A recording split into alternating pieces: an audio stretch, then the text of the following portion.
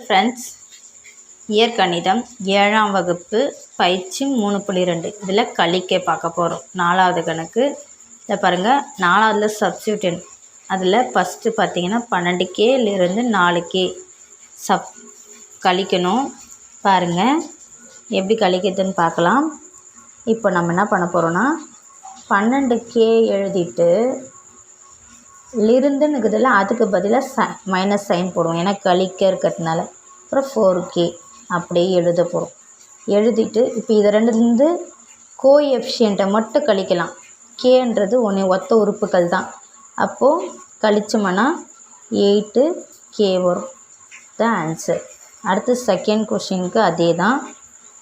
பாருங்கள், 25 Qலிருந்து லிருந்துன்னுக்குதில் அதுக்கு பதிலாக மைனஸ் 15Q.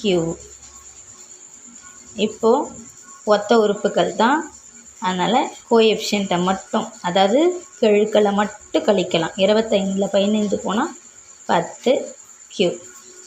அதுக்கப்புறம் இந்த சம பாருங்கள், 17XYZ லிருந்துன்னுக்குதில் அதுக்கு மைனஸு 7XYZ ஒத்த உறுப்புகள் தான்.